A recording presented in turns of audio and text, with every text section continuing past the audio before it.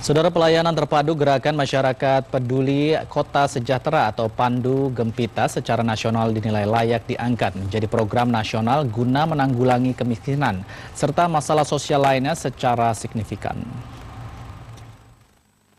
Program Pandu Gempita atau Pelayanan Terpadu Gerakan Masyarakat Peduli Kota Sejahtera telah berhasil diterapkan di 5 kota, yaitu Sukabumi, Jawa Barat, Metro Lampung, Sragen, Jawa Tengah, Bantaeng, Sulawesi Selatan, dan Berau di Kalimantan Timur. Keberhasilan program yang dijalankan Kementerian Sosial ini dinilai layak diangkat menjadi program nasional dalam menanggulangi kemiskinan. Hari Hikmat, Kepala Badan Pendidikan dan Penelitian Kesejahteraan Sosial Kementerian Sosial mengatakan dengan adanya pelayanan terpadu ini, Pemda bisa bersinergi dengan Satuan Perangkat Kerja Daerah atau SKPD dan menjadi layanan satu atap. Penurunan masalah-masalah sosial, termasuk juga perubahan mekanisme layanan yang selama ini cenderung mungkin mempersulit warga miskin, sekarang menjadi lebih mudah. Dan juga sarana prasarana semakin lebih ramah pada orang-orang yang tidak mampu dan miskin. Hari Hikmat mencontohkan jika ada warga miskin yang ingin mengurus raskin atau lainnya, bisa datang ke Pandu Gempita dan tidak perlu lagi ke SKPD. Dengan adanya Pandu Gempita ini tidak akan terjadi lagi tumpang tindih kebijakan dan meringankan beban kerja SKPD. Ada beberapa jenis layanan melalui Pandu Gempita, diantaranya layanan kesehatan, pendidikan, dan kesejahteraan sosial. Bandang yang melanda Kabupaten Teluk Wondama hingga kini masih menyisakan duka yang dalam. Selain ratusan jiwa menjadi korban terbawa arus derasnya air, juga berbagai fasilitas dan sarana yang telah dibangun oleh Pemda setempat dalam sekejap rata dengan tanah.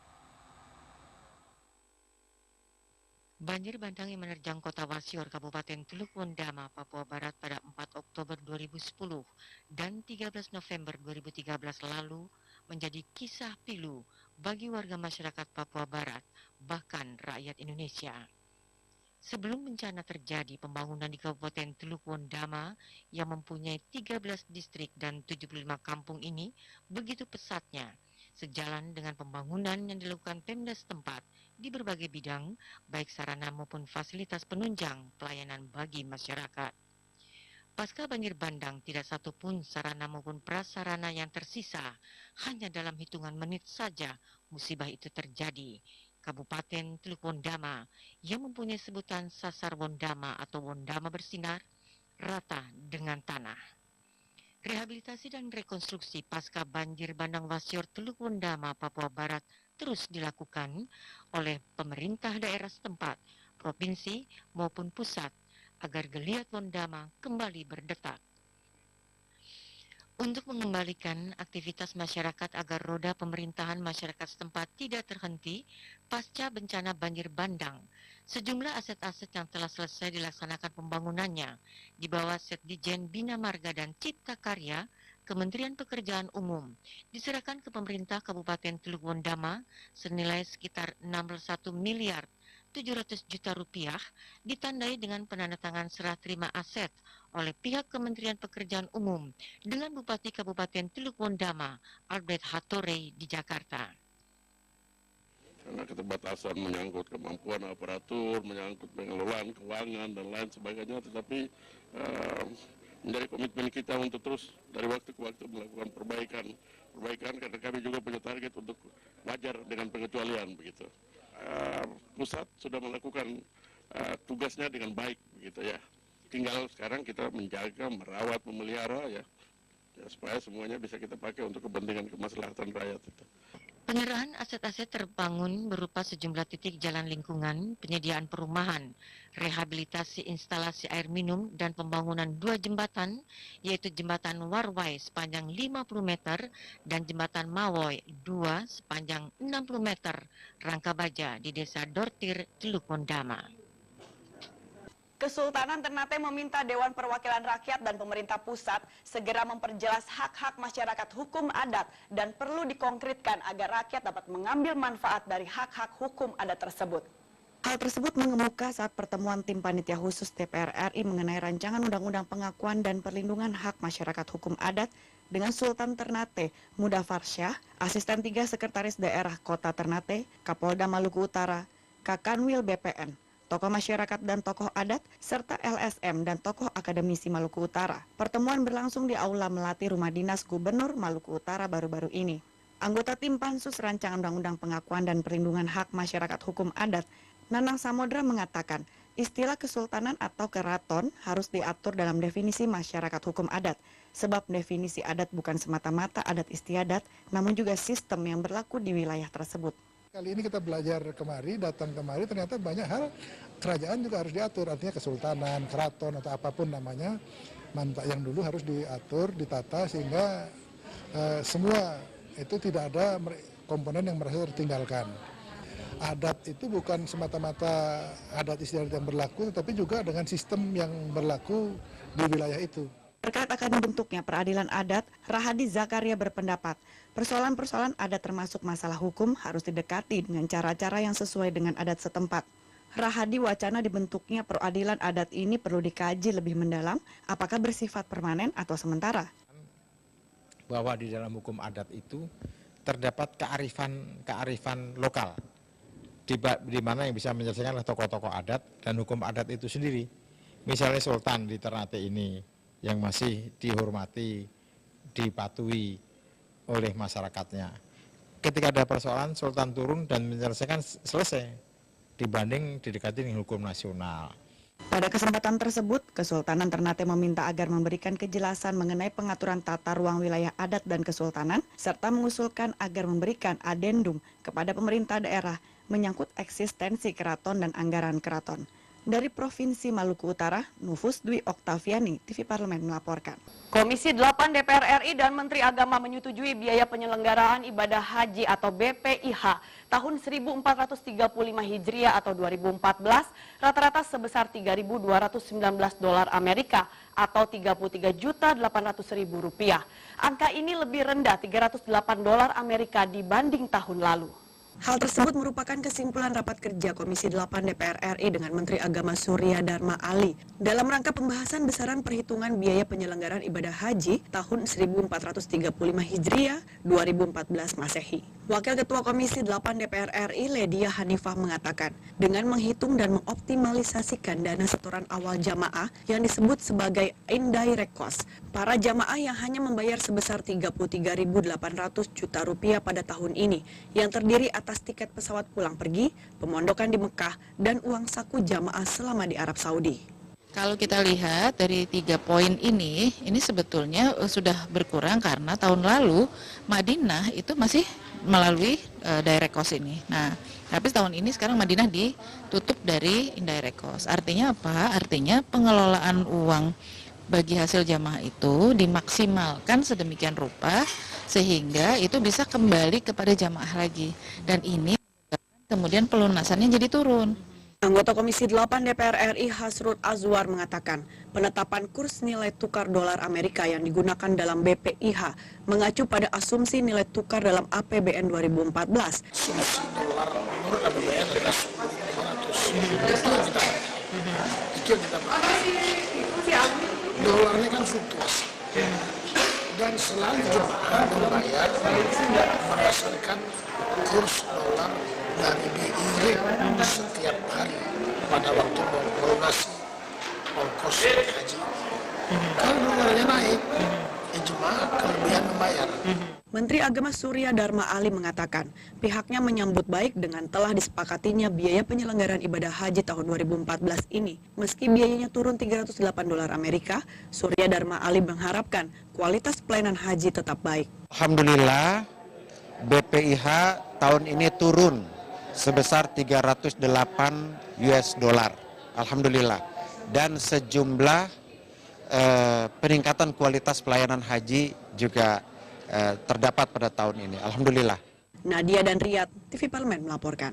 Terkait kebakaran hutan yang sering terjadi di Indonesia, Komisi 7 DPR RI dan pemerintah membahas ratifikasi ASEAN Agreement on Transboundary Haze Pollution atau persetujuan ASEAN tentang pencemaran asap lintas batas. Persetujuan ASEAN tentang pencemaran asap lintas batas telah ditandatangani oleh 10 negara pada 10 Juni 2001 di Kuala Lumpur dan berlaku sejak 25 November 2003 setelah 6 negara meratifikasi. Sampai saat ini Indonesia belum meratifikasi persetujuan ini. Hal tersebut mengemuka saat rapat kerja Komisi 7 DPR RI dengan Menteri Lingkungan Hidup, Wakil Menteri Luar Negeri, dan Kementerian Hukum dan HAM.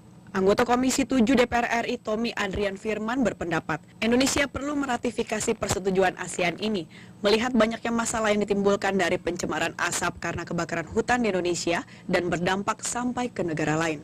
Hampir setiap tahun itu terjadi kebakaran hutan yang artinya menimbulkan banyak masalah, ya, penyakit untuk masyarakat, ya kan, untuk juga hubungan luar negeri yang artinya mereka juga tidak bisa pesawat juga tidak bisa terbang kan itu. Jadi banyaklah merugikannya artinya di sini.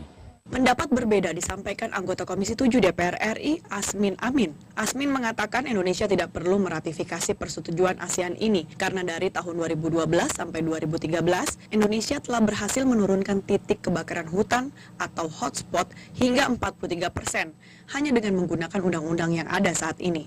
Cukup menggunakan undang-undang yang sudah ada sama kita. Yang tadi saya sebutkan ada undang-undang kehutanan dan lain-lain. Sebenarnya kalau itu yang diperkuat, kemudian polisinya juga serius menangani persoalan-persoalan itu, sebenarnya kita tidak butuhkan ratifikasi itu. Kalau kita masuk pada ratifikasi itu, kita punya paling tidak 27 wajib. Pada rapat kerja ini, 6 fraksi menyatakan persetujuannya, 2 fraksi tidak menyetujui, dan 1 fraksi abstain dalam pembahasan persetujuan ASEAN tentang pencemaran asap lintas batas. Fani dan Bowo, TV Parlemen melaporkan. Rapat paripurna DPR RI mengesahkan rancangan undang-undang tentang keinsinyuran menjadi undang-undang. Rapat paripurna juga mengesahkan rancangan undang-undang tentang pengesahan Konvensi PBB tahun 2005 mengenai penanggulangan tindakan terorisme nuklir. Berikut laporan rekan Esi Handayani dari ruang rapat paripurna. Ya pemirsa, rapat paripurna hari ini mengesahkan rancangan undang-undang tentang keinsinyuran.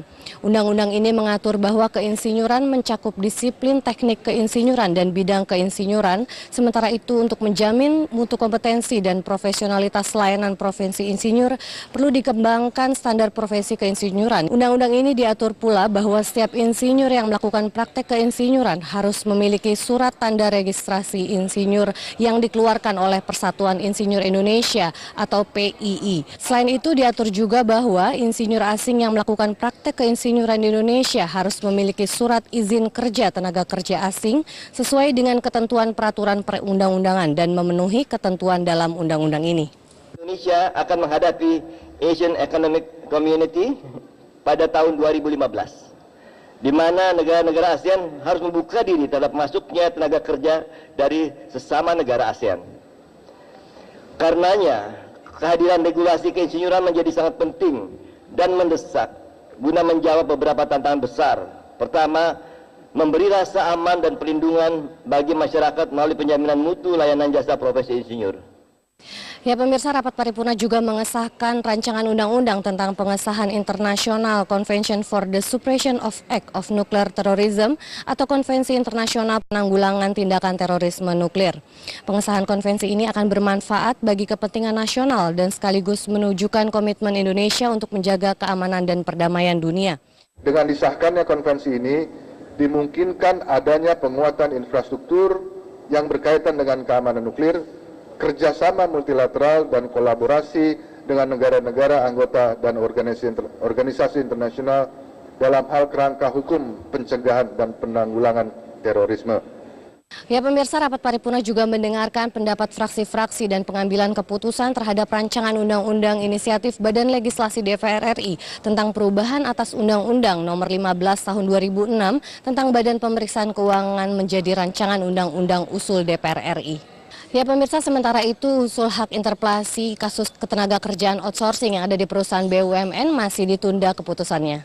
Anggota Komisi 9 Popida Hidayatullah mengharapkan perhatian pemerintah dalam hal ini Presiden akan lebih tertuju kepada masalah outsourcing di BUMN dan menteri-menteri terkait harus dapat mempertanggungjawabkan kebijakan yang mereka buat dalam konteks terkait secara langsung kepada Presiden. Bencana yang terjadi di hampir seluruh penjuru tanah air berdampak pada sejumlah program pembangunan yang telah direncanakan. Untuk itu DPR dan pemerintah telah menyepakati untuk membahas APBN perubahan tahun 2014 dikarenakan ada indikator makroekonomi yang berubah. Hal tersebut mengemuka saat rapat kerja Badan Anggaran DPR RI dengan Menteri Keuangan Khatib Basri dan Menteri Perencanaan Pembangunan Kepala Bappenas Armida Ali Sahbana beserta jajarannya baru-baru ini. Ketua Badan Anggaran DPR Ahmadi Nur Supit mengatakan ada beberapa indikator makroekonomi yang agak terganggu, terutama pada nilai tukar rupiah dan besaran lifting minyak. Untuk itu, perlu dilakukan penyesuaian terhadap anggaran pendapatan dan belanja negara yang akan dibahas dalam APBN perubahan 2014. Ada indikator makroekonomi yang agak terganggu, terutama di kurs sama di lifting. Di samping itu tentu ada juga seperti bencana yang luar biasa besar sekarang terjadi di mana-mana dan membutuhkan perhatian luar biasa dari pemerintahan pusat. Kemungkinan besar ada APBNP. Anggota Badan Anggaran Anton Sihoming mengatakan pemerintah perlu memberi perhatian lebih terhadap daerah-daerah yang tertimpa bencana. Sejauh ini Badan Nasional Penanggulangan Bencana atau BNPB telah menyalurkan dana bantuan tanggap darurat. Departemen-departemen terkait meminta tambahan anggaran, antara lain seperti Departemen Pertanian dan PU dan lain sebagainya. Itu otomatis di samping dana yang dikucurkan oleh Badan Penanggulangan Bencana Nasional Pusat, nilai tukar dolar ke rupiah itu sangat besar sekali pengaruhnya, dan juga lifting yang terus menerus menurun. Yang kesulitannya nanti 5 tahun yang akan datang, bagaimana kalau produksi minyak kita terus berkurang. Menteri Keuangan Khatib Basri menjelaskan pemerintah memiliki dana cadangan penanggulangan bencana yang dianggarkan dalam APBN perubahan 2013 sebesar 100 miliar. Pemerintah juga memiliki dana on-call sebesar 1,5 triliun dari keseluruhan dana cadangan penanggulangan bencana yang dialokasikan sebesar 3 triliun dalam APBN 2014. Mario TV Parlemen melapor. Saudara, pelayanan terpadu Gerakan Masyarakat Peduli Kota Sejahtera atau Pandu Gempita secara nasional dinilai layak diangkat menjadi program nasional guna menanggulangi kemiskinan serta masalah sosial lainnya secara signifikan. Program Pandu Gempita atau Pelayanan Terpadu Gerakan Masyarakat Peduli Kota Sejahtera telah berhasil diterapkan di 5 kota, yaitu Sukabumi, Jawa Barat, Metro Lampung, Sragen, Jawa Tengah, Bantaeng, Sulawesi Selatan, dan Berau di Kalimantan Timur. Keberhasilan program yang dijalankan Kementerian Sosial ini dinilai layak diangkat menjadi program nasional dalam menanggulangi kemiskinan. Hari Hikmat, Kepala Badan Pendidikan dan Penelitian Kesejahteraan Sosial Kementerian Sosial mengatakan dengan adanya pelayanan terpadu ini, Pemda bisa bersinergi dengan Satuan Perangkat Kerja Daerah atau SKPD dan menjadi layanan satu atap. Penurunan masalah-masalah sosial, termasuk juga perubahan mekanisme layanan yang selama ini cenderung mungkin mempersulit warga miskin, sekarang menjadi lebih mudah. Dan juga sarana prasarana semakin lebih ramah pada orang-orang yang tidak mampu dan miskin. Hari Hikmat mencontohkan jika ada warga miskin yang ingin mengurus raskin atau lainnya, bisa datang ke Pandu Gempita dan tidak perlu lagi ke SKPD.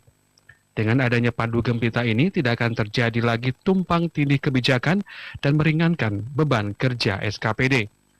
Ada beberapa jenis layanan melalui Pandu Gempita, diantaranya layanan kesehatan, pendidikan, dan kesejahteraan sosial.